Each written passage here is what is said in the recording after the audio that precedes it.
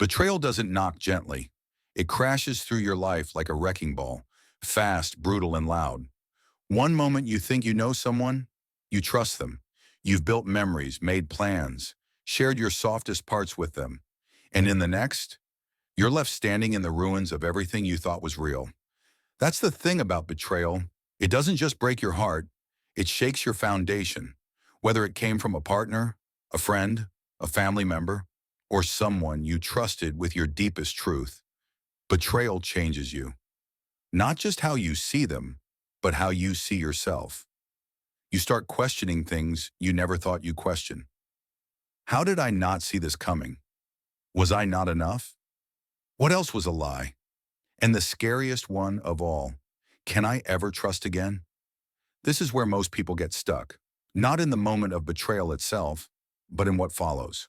The emotional aftershocks, the replaying of conversations, the search for answers, the obsession with closure, the internal war between anger and grief. Because you're not just mourning the person, you're mourning the version of you that existed before the pain. That's where my story begins. I won't name names. This story isn't about revenge or blame. This is about what happened inside me. Because long after the apology that never came, long after the messages stopped, and the silence replaced connection, I was left alone with one thing: the wound. At first, I tried to outrun it. That's the truth. I distracted myself, threw myself into work, forced myself to smile, told everyone I was fine.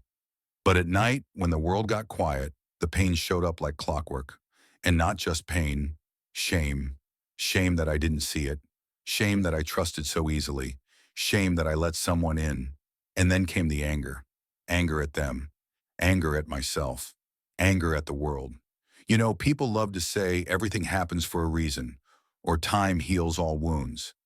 But in the middle of betrayal, those words sound hollow.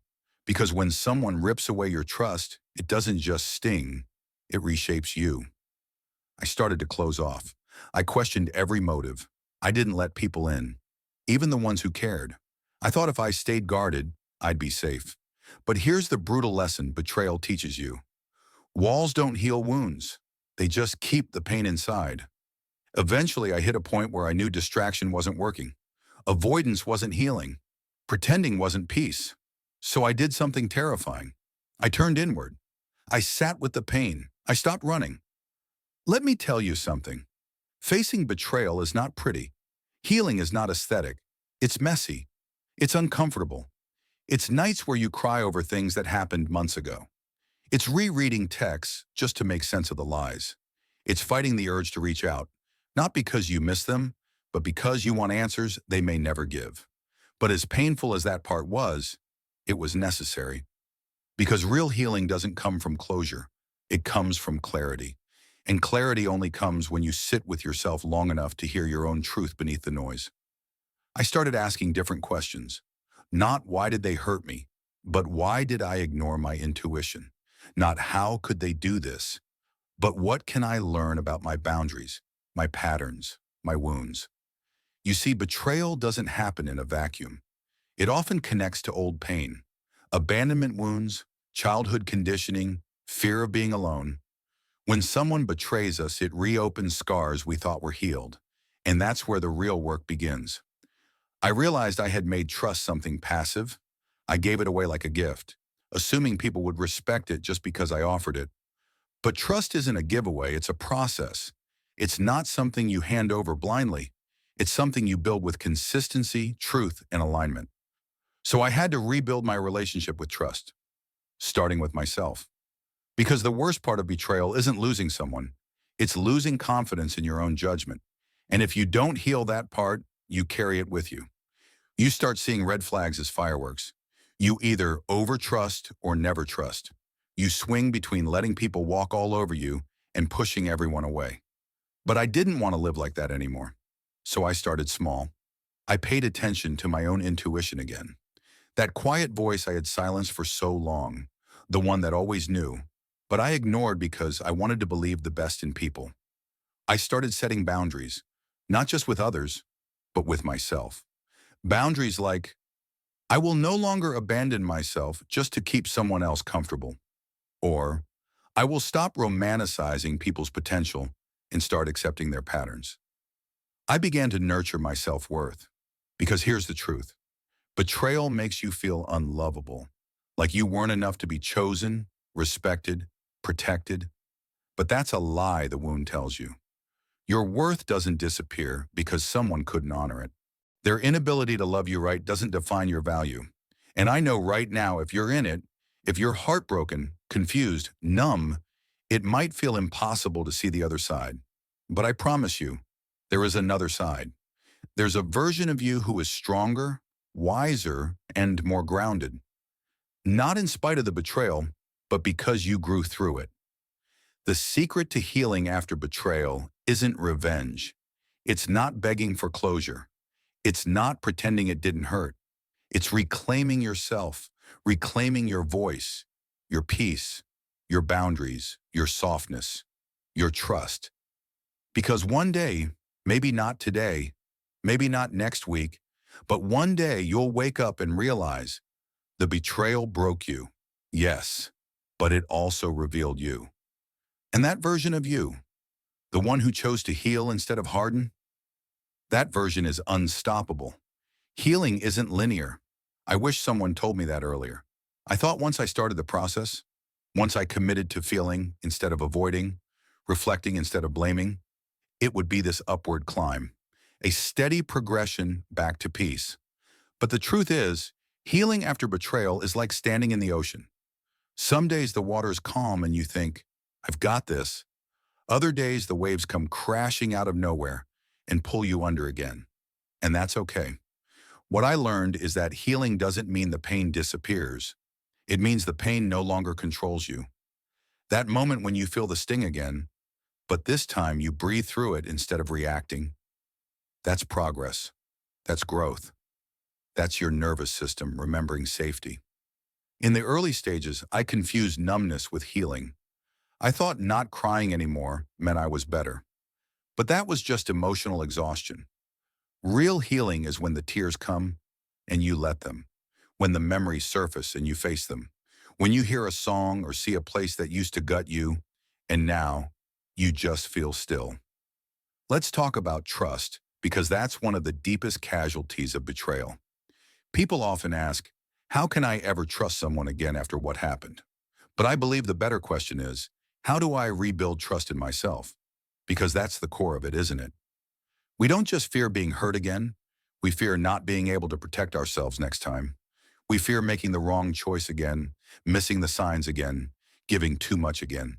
We fear our own blindness. But here's what no one tells you. Trusting yourself doesn't mean you'll never get hurt again. It means that even if you do, you'll know how to take care of yourself this time. You'll know how to walk away without begging. You'll know how to listen to your body when it says something's off. You'll have your own back. For me, the process started with looking back, not to dwell, but to understand. I started journaling, not about them, but about me. What did I ignore? What did I feel but dismiss? What patterns have I repeated in other relationships? Where did I give love from a place of fear, not wholeness? And it was humbling. Because the truth is, betrayal didn't start with them. It started with me betraying myself. All the times I said yes when I meant no. All the times I silenced my gut because I didn't want to seem needy. All the times I overextended just to feel worthy. Once I saw that, I wasn't angry. I was empowered. Because if my choices helped shape my pain, then my choices could also shape my healing. I began small. I set micro boundaries with people. I said, I'm not comfortable with that without apologizing. I asked for what I needed, even if my voice shook. I noticed how people responded, and I let that data inform my trust. Not everyone deserved a front row seat in my life, and I stopped handing out VIP passes just because someone showed interest. I also stopped believing that love should hurt. We're sold this idea that intense pain means deep love, that jealousy is passion, that chaos is chemistry, that someone fighting for you after breaking your heart is romantic. Love should feel safe, seen, steady. Love isn't proven in how someone comes back. It's proven in how they show up consistently. I had to rewrite my definition of love. For so long, I equated love with sacrifice. I thought being loyal meant enduring disrespect. I thought unconditional love meant loving someone even when they repeatedly hurt me. But unconditional love should never mean unconditional access. Forgiveness, too, was a confusing journey. People love to preach it. Just forgive and move on. But forgiveness isn't a bypass. It's not pretending it didn't hurt. It's not welcoming someone back into your life just to prove you're healed. Forgiveness for me was an internal act. It was saying, I'm not going to carry your shame anymore. I release the hold this has on me, not for you, but for me. And sometimes that forgiveness includes yourself, for not knowing better, for staying too long, for loving someone who couldn't love you the way you deserved. Rebuilding self-worth is like tending to a garden after a storm. You look around and it feels wrecked. But then, slowly, you clear the debris. You nourish the soil. You plant again. And over time, something grows. Something more resilient. Something rooted in truth. For me, that looked like reconnecting with my passions. Doing things that reminded me of who I was before the pain. Painting, hiking, reading, laughing. Deep belly laughs with people who made me feel safe. I stopped waiting to be healed enough to live. I started living, and healing met me along the way. One of the biggest moments of healing? When I realized I didn't need the apology anymore. Would it have been nice? Of course. But I wasn't going to hold my peace hostage waiting for someone else's accountability. I had given enough power away. I was done. If you're here, watching this, listening to this, sitting with your own pain, know this. The fact that you're aware means you're already healing. The fact that you're questioning, feeling, reflecting, it means your heart is alive. It means you care. And that's something to be proud of. You are not broken. You are becoming. Not every relationship is meant to last, but every betrayal can teach you how to last within yourself, how to honor your truth, how to trust your voice, how to walk away from what doesn't align without losing your softness. There's strength in your scars. They're proof that you faced something that could have destroyed you, but didn't. You're still here, still standing, still open to life. And that's power. There comes a moment after the ache has dulled and the silence has taught you more than words ever could, when you realize something profound. You are not who you were before the betrayal, and that's a gift. You're not weaker. You're not colder. You're not jaded.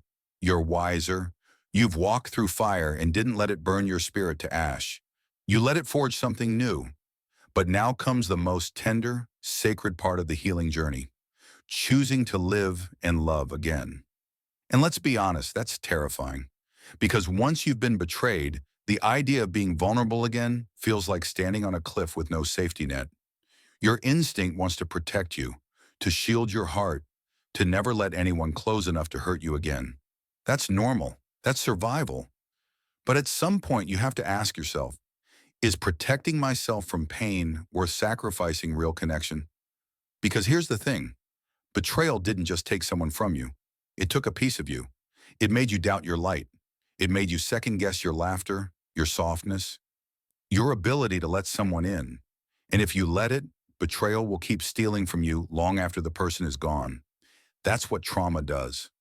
It builds walls disguised as wisdom. But real wisdom, it's not about shutting down. It's about choosing careful openness. So how do you do that? How do you step back into love after your heart has been broken wide open? You start with you. You become the kind of partner you've always wanted, loyal, honest, kind, consistent. You show yourself the love you were hoping someone else would. You stop waiting to be chosen and realize you are the chooser now. You choose who has access to you. You choose what kind of love you'll accept. You choose to honor your boundaries, not break them for breadcrumbs. And when someone new enters your life, you don't lead with fear. You lead with awareness.